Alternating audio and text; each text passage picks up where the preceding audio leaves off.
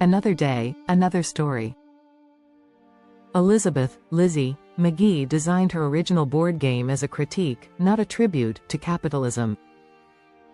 When she first began designing what would eventually become the basis of the classic board game Monopoly in the early 1900s, the writer, advocate and inventor Elizabeth Magie had no idea the game would eventually be seen as an ode to capitalism.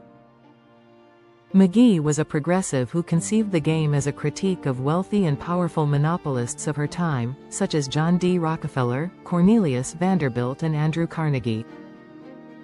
In fact, that interpretation of her greatest invention, a multiplayer game she originally called The Landlord's Game, in 1904, would horrify her for the rest of her life.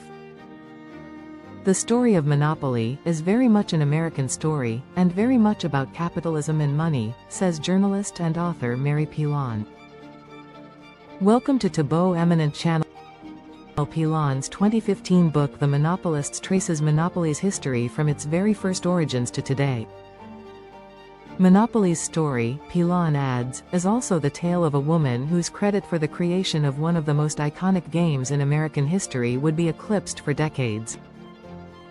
Influence of reformer Henry George, born in Macomb, Illinois in 1866 to a homemaker mother and newspaper publisher father, Elizabeth, Lizzie, Magie was an ambitious iconoclast who sought to change the way Americans viewed everything from land ownership to taxes to gender roles.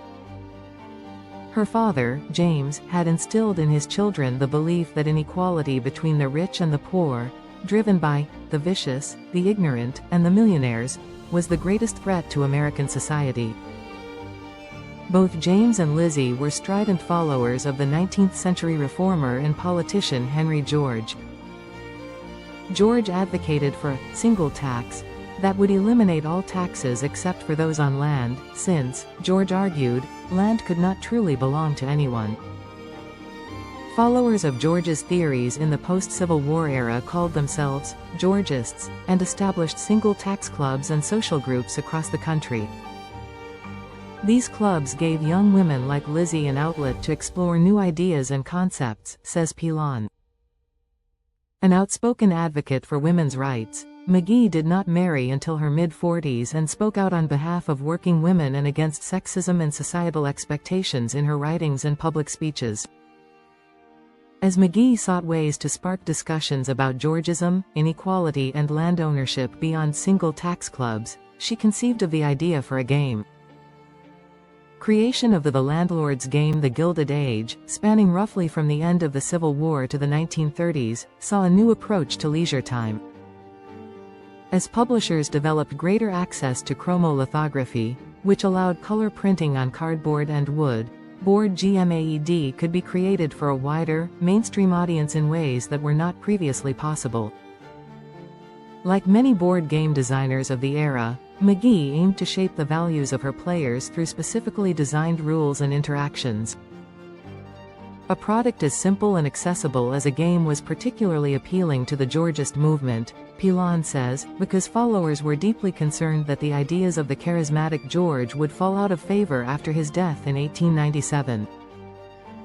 In her 1903 patent application for the Landlord's Game, Magie carefully describes a game board with corner spaces, one constituting the starting point, and a series of intervening spaces indicating different denominations, distinguished by coloring or other marking.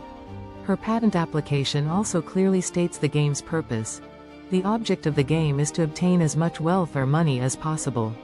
Notably, unlike the Monopoly we know today, Magie's version featured two sets of rules: the monopolist rules, which focus on individuals acquiring great wealth through property and rent, and the prosperity rules, under which every player benefits when someone acquires wealth. Magie elaborated on her intentions in a 1903 article in the journal Single Tax Review. The Landlord's Game, she wrote, is a practical demonstration of the present system of land grabbing with all its usual outcomes and consequences. It might well have been called the game of life, as it contains all the elements of success and failure in the real world. Game becomes a sensation when her 1904 patent was granted. Magie, at 37, became one of the few American women with multiple patents during the pre-suffragist era.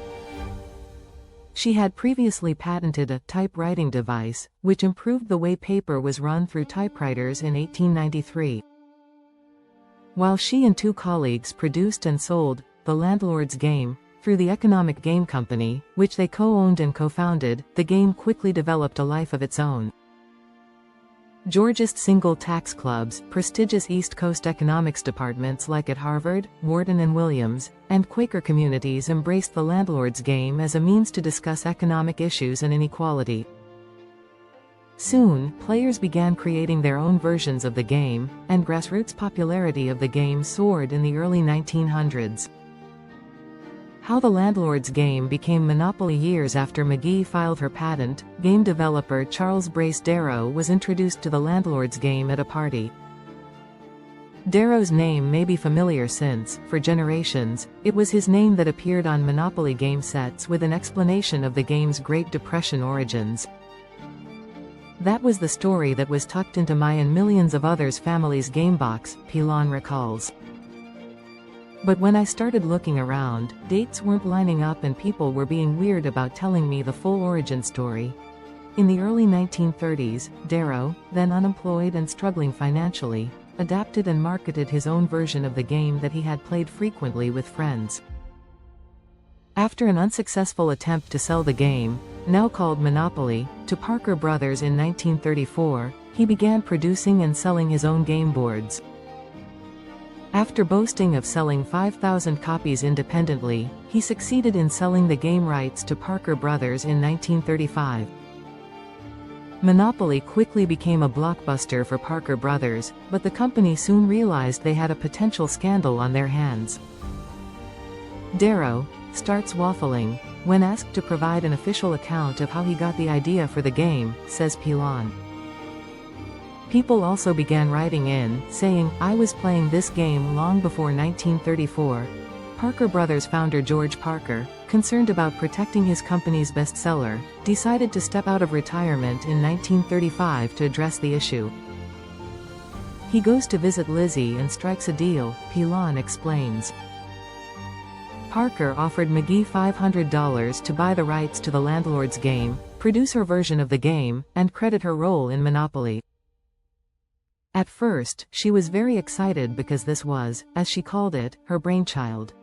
However, Pilon says, there's no evidence that the games were ever produced or that any effort was made to credit Magie.